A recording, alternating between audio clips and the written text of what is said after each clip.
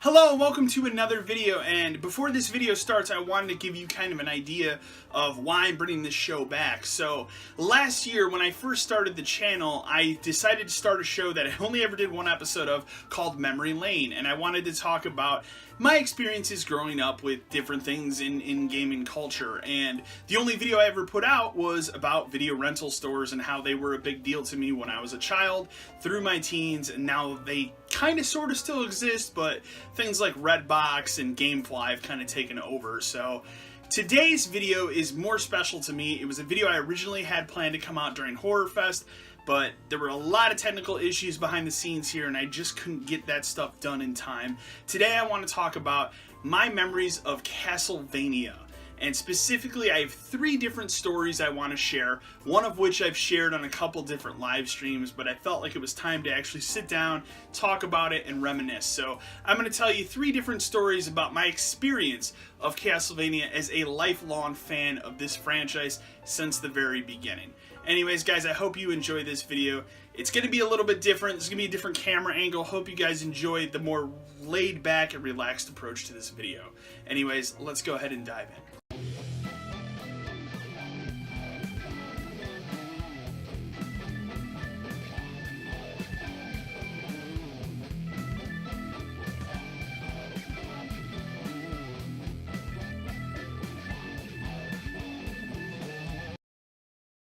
Alright, so today on Memory Lane, I want to take the time and talk about one of my favorite franchises of all time, which is the Castlevania franchise.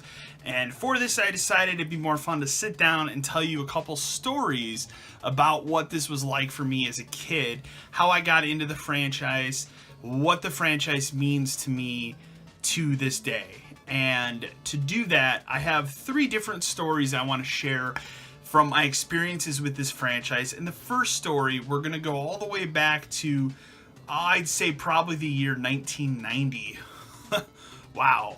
And my first ever experience with Castlevania, the first time I had ever even heard of it, was none other than at a Pizza Hut. Which is crazy to think about today. So my first ever experience with this game was not on a Nintendo Entertainment System, it was on an arcade.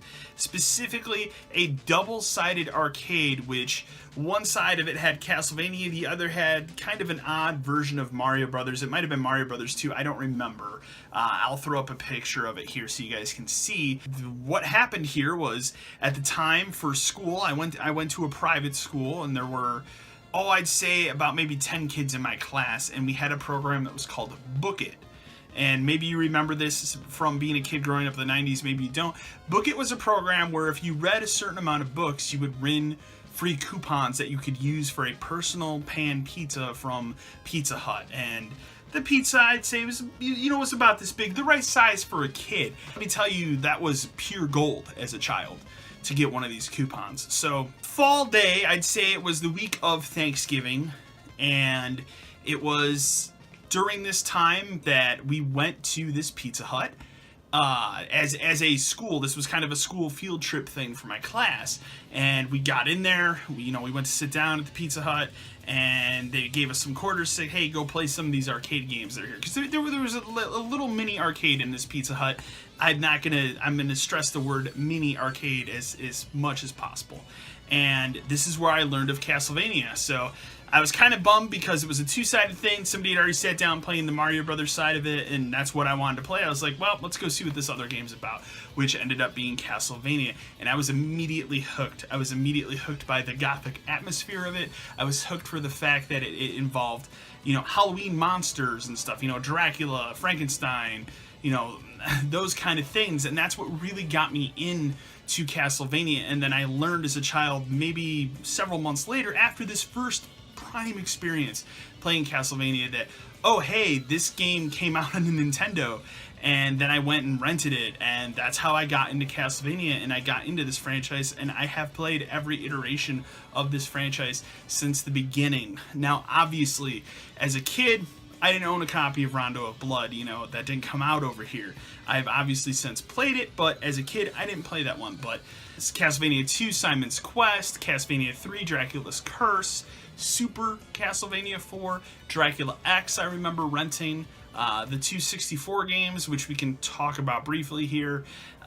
Going through the 90s, there were a lot of different Castlevania games, and well, obviously I wanted to highlight the first experience there, which was, it was an incredible experience sitting down and playing that game for the first time, discovering, Simon Belmont, and everything about that game was just incredible. And then when I found out, hey, it's a Nintendo cartridge I can go rent, going and renting it and enjoying that experience for the first time then as well.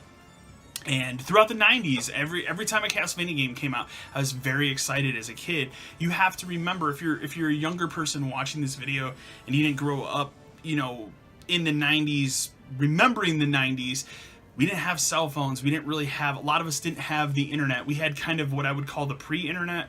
The internet did exist, but only people that were really, really wealthy had access to the internet. Everybody else had to go to a library or something. I don't think my family personally had access to the internet in our house until like 1998, so we were later adopters of it. I had gone over to other friends' houses that had the internet and we had used it, but you had to rely on things like video game magazines. I was a big EGM kid, Electronic Gaming Monthly, Game Pro. I'd got some Game Pros, and then Game Informer, obviously. Those were always my big three magazines, and so I've told this story before on stream. I kind of wanted to get a condensed version of it again because it is one of my more favorite childhood memories of video games, and that would be how I discovered Symphony of the Night and how I got my PlayStation. So 98, I got late end of 97, early 98, whenever Pokemon craze hit, I was in as a kid. But I was a little bit older than the kids in my neighborhood. I was about 6th grade at this time, and the kids in my neighborhood were, 3rd, 4th grade. So they were a couple years younger, and we all got into Pokemon at the same time. That's how I got a Game Boy, played through, Red and Blue, and Yellow, I think, was the last one I really paid attention to for many, many years. And then one day I just woke up and I was like, I don't care about Pokemon anymore. I just grew out of it. And I obviously had gotten really into it, so I've been collecting the cards, and the Japanese cards were always a big thing as a kid. Going to a card shop and finding those ones, buying those, paying a little bit more, but you had these ones where you couldn't even read it as a kid, but it was cool to have it. I had collected a lot of those. And what I had done, and I've told this story on stream before, is I really wanted a PlayStation. Christmas the previous year, I'd gone to my cousins for Christmas, and they got a PlayStation for Christmas, and that was the first time I'd ever seen it or heard of this system, and I thought it was just fascinating. I liked everything about it. Playing through the original Resident Evil with them, that's how I first learned of that franchise, and everything else. I really wanted a PlayStation, and it was the kind of the perfect storm for me of growing not necessarily out of Nintendo, but moving on to something for an older audience, as a kid. And so I had almost a complete first edition set of cards, except I was missing one card, which was the Charizard card. And so there was a kid in my neighborhood who had it. And so what I did, and he was a younger kid, obviously I took advantage of this situation as a kid, and I traded him 3 of these Japanese Pikachu cards for his Charizard card. And I took that, I set up my whole set, told my dad at the time, hey, let's go to the card shop. I want to sell these, see what I got. I got I can't remember exactly. It was a lot of money for me as a child, but I got somewhere in the neighborhood, I want to say like $300. It might have been 4, I can't remember. And I went and I sold those cards, and I told my dad ahead of time, like, I want to take this and buy a PlayStation. And so we went, bought that, got the PlayStation. I believe I bought the PlayStation from Best Buy, and I bought Final Fantasy VII and Metal Gear Solid. And after that, this would have been fall '98. And again, as a kid, you only read about stuff in video game magazines. I had not known that there was a Castlevania game on the PlayStation called Symphony of the Night. So we went to a local mom and pop shop that unfortunately isn't there anymore. I believe it's a GameStop now. And I remember looking at the wall. My dad's deal with me as a kid every time I saved up and bought a system was, I will buy you your first game. I had already used my money to buy those other 2 games, but he still made the promise that I will buy you a 3rd game, and they didn't have anything else I was interested in at the time at the Best Buy. So we went over to this game store. And that's where I saw Symphony of the Night. And I just remember my mind being blown as a kid of like, there's a Castlevania game that I haven't played. And I just was like, this is the game I want to get. And that's how I got Symphony of the Night. And that was the first game I ever played on my PlayStation to completion, was Symphony of the Night. After that, I did Final Fantasy VII and Metal Gear Solid. But Castlevania Symphony of the Night was the first game I ever played to completion. And I remember, and this is another part of the story I'll say that's funny, as a kid, again, don't have the internet, only really rely on video game magazines. And for whatever reason, Symphony of the Night had like gone over my head. Like I didn't even realize it was in these magazines, or maybe I didn't pay attention to it. So I got the game, kind of told my friends at school, I got a PlayStation, and we were talking about, because I had friends on both sides of the fence who had either already owned a PlayStation and didn't have a 64, or they had a 64 and a PlayStation. I think I was the only kid. No, there was one other kid that had both, like me, but everybody else either had one or the other. And so I then sat down, played through the game, did not realize how to beat Richter and get to the inverted castle, didn't even know that was a thing. And so I beat the game and was really disappointed. I was like, man, Dracula's not even in this game. You fight Richter, some guy from another, like, I was just very confused. I remember going to school and telling my friend, yeah, like, I think the game's really cool, but I don't know what's going on. And I remember my friend telling me, like, did you beat the inverted castle? And be like, what is that? And then learning later on, like, oh, holy shit, there's an inverted castle. And there's a whole another part of this game. And then going home and then spending like another weekend or two playing through the inverted castle and finishing the game. And it's probably one of my most satisfying games that I've ever played, even still to this day, And I bring this up because now we're at the 21st anniversary of Symphony of the Night. Konami just put out this, I would say it's very okay HD, remaster of sorts for the PS4 that has Rondo of Blood and Symphony of the Night in it. It's okay. It's not perfect. It's a different version of the game, so the voice acting's different. That's kind of a bummer, but it's never looked more crisp. It's never looked better. And it's been just a blast playing through it again. And again, if you have an Xbox One, you have access to the 360 arcade version of it. That's really cool. That's definitely worth your time as well if you don't have a PlayStation. So I'd highly recommend that as well. And then other, instances of this franchise over the years, one of the reasons I bought a Dreamcast later on was Castlevania Resurrection. That game didn't come out because it got canceled. One of the first games I ever reserved that I got my money back on as a kid because the game got canceled. And then the last one I want to talk about that really resonated with me is Lords of Shadow, the first one. I was pumped for this game the minute they announced it. I was so happy that a developer, had taken the time to sit down and make a new Castlevania game and tell a new and interesting story. And to this day, between that and Arkham City are, I think, honestly, the last two games that I've ever sat through and stayed up all night playing through. Lords of Shadow, I want to say for Lords of Shadow, I got the game. They didn't do a midnight release for it because not many people really cared. I remember getting it that day, coming home, playing it for a little bit, sleeping in the afternoon, getting up, and I stayed up probably from 6 p.m. all the way to like 10 a.m. the next day.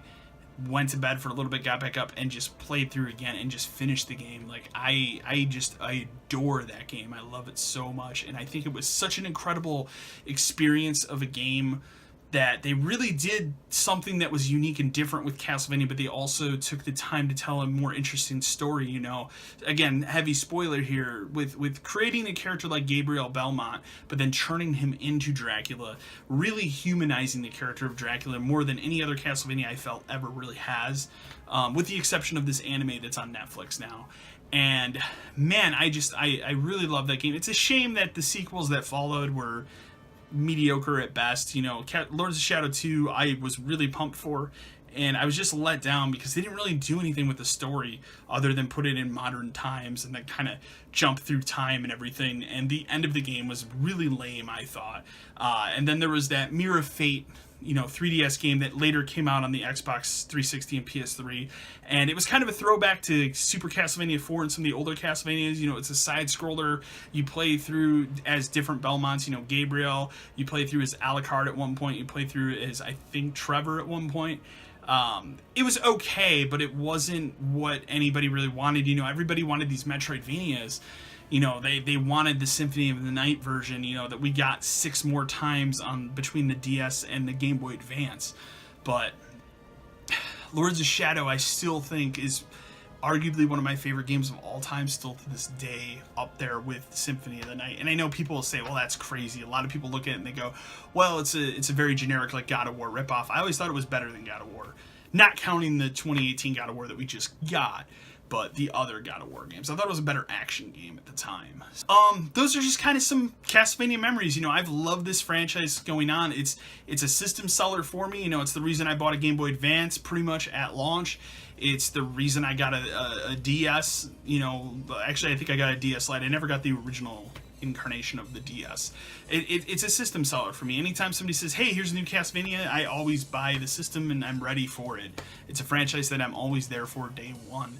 And I can't really say that about a lot of other franchises than maybe, say, you know, Resident Evil. For me personally, I've always had a fascination with horror.